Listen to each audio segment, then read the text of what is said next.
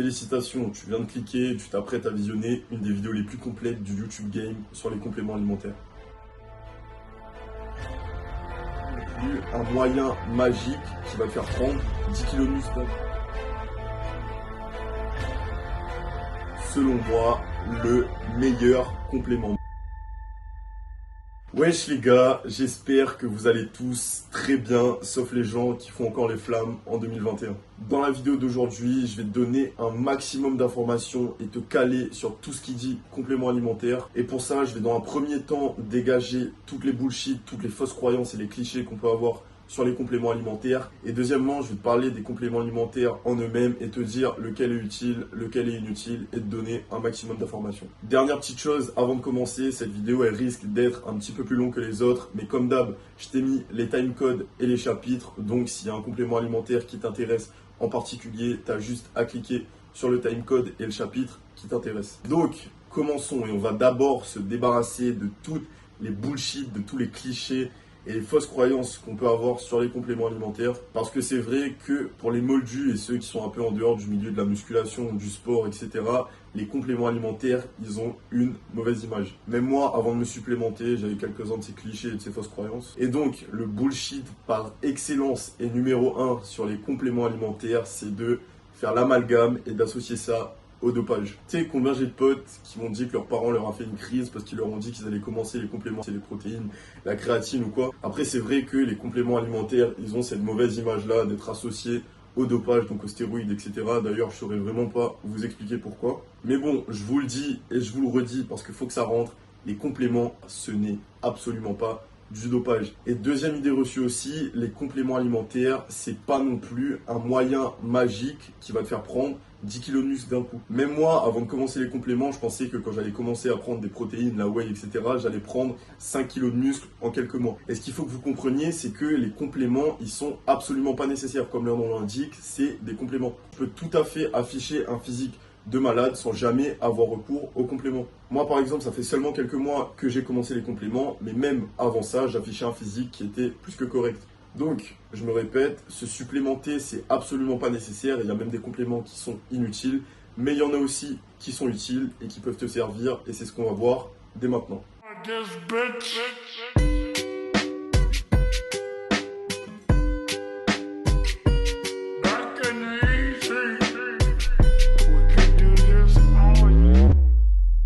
Donc, les protéines, sûrement le complément le plus populaire et un peu le complément alimentaire cliché de base, je dirais. Et par protéines, j'entends les protéines en poudre, donc la whey, l'isolate, etc. Je t'expliquerai la classification juste après. Et une chose que je veux que tu comprennes absolument, et ça va être un peu une désillusion pour certains, prendre des protéines en poudre, donc de la whey, etc., ça ne va pas te faire prendre plus de muscles. Les protéines, elles sont présentes dans toute ton alimentation, principalement dans la viande et les produits issus des animaux, mais aussi dans les céréales, etc. Je ne vais pas te citer tous les aliments qui contiennent des protéines, on en sera encore là d'ici 1 an et demi. Mais où je veux en venir avec ça, c'est que prendre de la whey et des protéines en poudre, c'est juste une question de praticité. Si dans ton alimentation, tu as toutes les protéines qu'il te faut, donc admettons que tu aies besoin de 160 grammes de protéines par jour, si uniquement dans ton alimentation, tu as ces 160 grammes de protéines, ça va te servir strictement à rien de prendre des protéines en poudre. Donc, je me répète, prendre des protes en poudre, ça va être juste une question de praticité.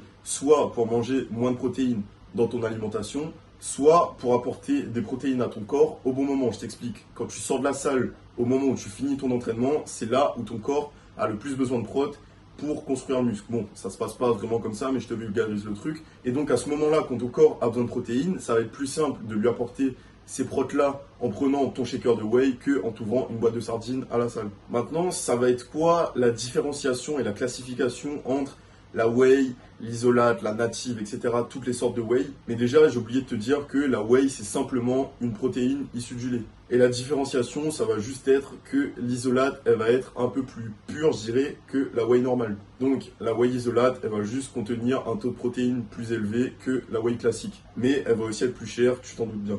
Après, moi, ce que je te conseille, si tu es un débutant et si tu cherches juste à prendre de la masse, ça sert à rien de prendre de l'isolate, prendre la whey normale.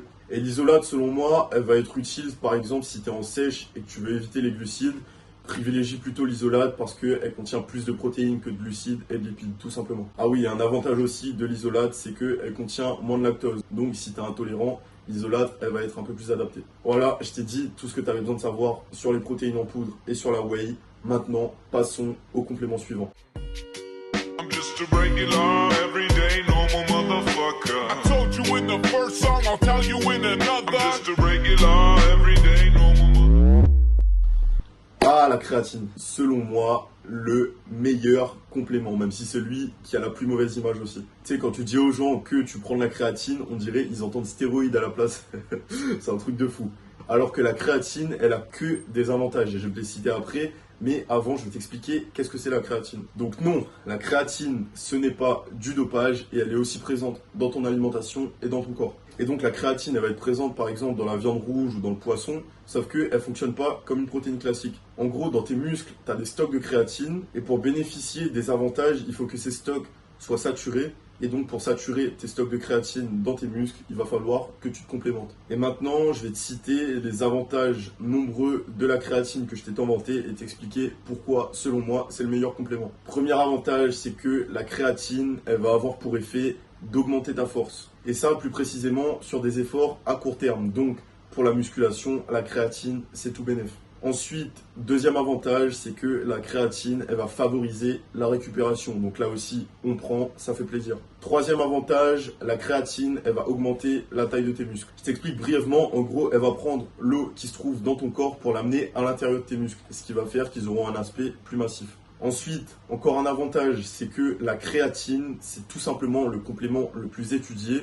Donc, contrairement à son image, c'est le complément le plus safe. Il n'y a vraiment strictement aucun effet négatif notoire à prendre de la créatine. Et dernier avantage, et je vais m'arrêter là, la créatine, c'est un des compléments les moins chers. Vraiment, tu vas payer un pot de 500 grammes 10-20 euros et ça va te durer 5-6 mois. Parce que la créatine, tu prends 3 et 4 grammes par jour selon ton poids. Moi, je te conseille 3 grammes.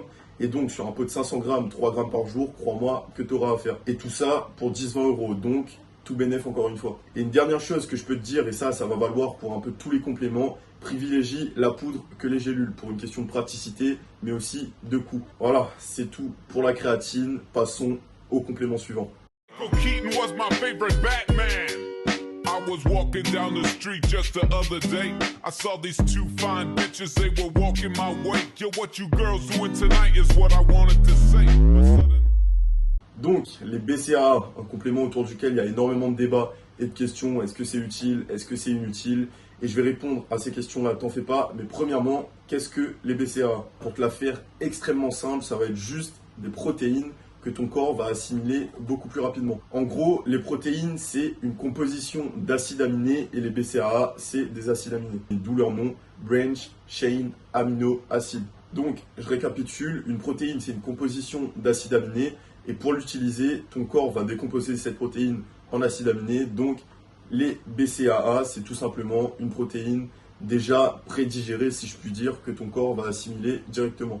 Donc, à prendre juste avant, pendant ou juste après l'entraînement. Et donc, les BCAA, ils vont être utiles dans certains cas, mais inutiles dans d'autres. Ils vont être inutiles, par exemple, dans le cas où tu es en prise de masse et si tu as assez de protéines grâce à ton alimentation. Donc, admettons, si tu as besoin de 200 grammes de protéines par jour et si de par ton alimentation, tu as déjà ces 200 grammes de protéines, ça va servir strictement à rien de prendre des BCAA, c'est comme la whey. Par contre, les BCAA, ils vont être utiles dans d'autres cas. Si par exemple, tu es en sèche et que tu es en déficit, pendant l'entraînement, ton corps, il va avoir besoin de protéines. Et si tu lui donnes pas ces protéines d'une manière externe, donc avec le BCAA, il va aller puiser dans tes réserves et c'est ce qu'on appelle le catabolisme musculaire. Et ça, c'est pas bon du tout.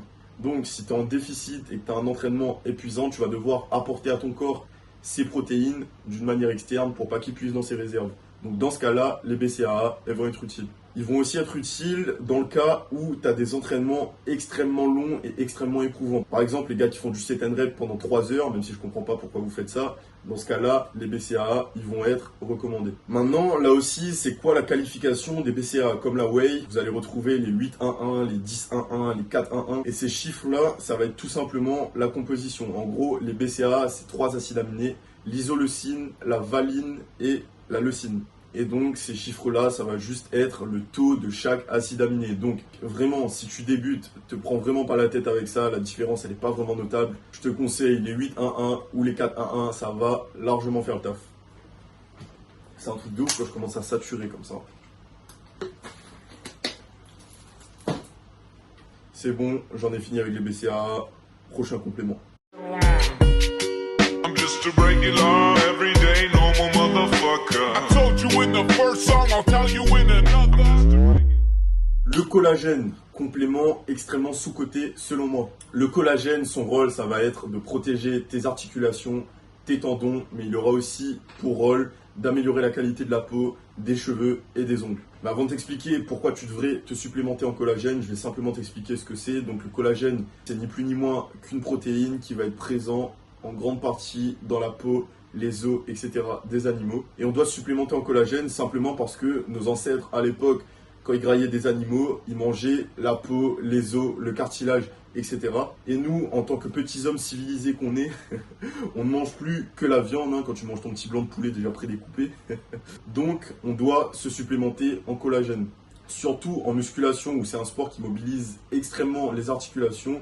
Donc, pour éviter les blessures et les douleurs articulaires, il faudra se supplémenter en collagène. Pour les doses, je te conseille entre 6 et 12 grammes si tu prends ça en guise de prévention. Et si tu es déjà blessé et tu prends ça en guérison, je sais pas si ça se dit, je te conseille entre 12 et 20 grammes par jour. Voilà, c'est tout pour le collagène. Ce fut bref. Maintenant, passons au prochain complément. To say, but suddenly I panicked, my voice started to shake. So I put my head down and I just walked away. I had a bus to catch anyway, it worked out great. Got on the bus, put my headphones on and pressed play. Sheryl Crow. Les pré-workout et les boosters, sûrement les compléments les plus à la mode. Leur rôle, c'est quoi? Eh bien, comme leur nom l'indique, ça va être d'améliorer et de booster ton entraînement et notamment tes performances, mais aussi ton focus et ta concentration grâce à la caféine, mais aussi de donner une meilleure congestion et une meilleure endurance musculaire grâce à la citrulline et l'arginine. Et donc, comme tu as une meilleure congestion, tu vas mieux apporter les nutriments à tes muscles, donc ça a aussi un bénéfice pour la croissance musculaire. Et on a aussi un avantage au niveau de la sèche si tu veux perdre de la graisse, parce que là aussi, pour la faire courte, en gros, le pré-workout il va aider à utiliser tes graisses et les transformer en énergie. Donc c'est tout bénef, tu auras plus d'énergie et tu vas en même temps perdre du gras. Donc je récapitule, meilleure performance, meilleur focus et concentration, plus de congestion, plus d'endurance et aussi du bénéf niveau croissance musculaire et niveau perte de gras. Vous allez me dire, c'est le complément parfait, il n'y a que du bénéf. Mais malheureusement, il y a un côté obscur au pré-workout. Et donc, c'est quoi les inconvénients des pré-workout et des boosters? Déjà, numéro 1, ça va niquer la qualité de ton sommeil parce que ça contient des stimulants comme la caféine, etc. Donc, niveau sommeil, c'est pas le top. Ce que je te conseille, moi, c'est d'éviter de prendre des pré-workouts si tu t'entraînes en fin d'après-midi ou le soir. Sinon, de prendre un pré-workout qui contient pas de caféine ou pas de stimulants, mais je trouve qu'ils sont beaucoup moins efficaces. Donc, faites pas l'erreur que j'ai faite moi avec les pré-workouts de niquer la qualité de mon sommeil parce que je vous le dis et je vous le redis, le sommeil et la récupération, c'est essentiel en musculation et c'est essentiel tout court d'ailleurs. Ensuite, deuxième inconvénient des pré-workouts, c'est l'addiction. Parce que tu vas voir que quand tu vas commencer à prendre ton pré-workout, tu vas avoir tes séances, elles sont beaucoup mieux, tu auras plus de congestion, tes performances elles vont être mieux, enfin bref, tous les avantages que je t'ai cités précédemment. Et donc, tu auras envie de prendre ton pré-workout tout le temps parce que tu n'auras plus envie de faire tes séances sans ce petit boost que tu as en prenant ton pré-workout. Et tout le danger, il est là parce que prendre ton pré-workout à toutes les séances, tu vas voir que les effets, ils vont baisser. Et quand tu vas voir que les effets, ils vont baisser, tu vas augmenter les doses. Et tu vas voir que tu vas augmenter les doses, ton sommeil, il va être plus niqué. Tu vas encore plus augmenter les doses. Enfin bref, c'est un cercle vicieux total. Donc pré-workout avec parcimonie et modération. Et utilise-le vraiment quand tu as envie de taper des grosses perfs, quand tu as un petit coup de mou et tu as envie d'un boost. Enfin bref. Là aussi, j'ai un peu tout dit sur les pré-workouts. Ah ouais, dernière chose aussi. Évite les pré-workouts qui contiennent de la créatine parce que selon moi, c'est strictement inutile. C'est encore une fois de plus, et comme c'est très souvent le cas dans le milieu des compléments, une question de marketing. Donc mettre de la créatine dans les pré-workouts, déjà, c'est contre-productif. Et si en plus, tu te supplémentes déjà en créatine, ça va être d'autant plus inutile. Donc, pré-workout avec créatine, à éviter. Voilà, c'est tout pour cette vidéo, les gars. Je pense que je vous ai dit déjà pas mal de choses, même si je sais que quand je vais faire le montage, je vais me dire putain, j'ai oublié de parler de ça, ça m'arrive à chaque fois, tu sais. Mais bon, je peux pas penser à tout, cette vidéo, elle est déjà extrêmement complète. Donc juste pour ça, petit partage, petit like, petit commentaire, enfin bref, tu connais, fais pas l'aveugle, moi ça me fait super plaisir. Si jamais vous avez des questions, n'hésitez surtout pas, mon Instagram dans la description. Bref, c'est tout pour moi, je vous dis à la prochaine vidéo et j'espère que d'ici là, vous allez tous taffer pour devenir les meilleures versions de vous-même.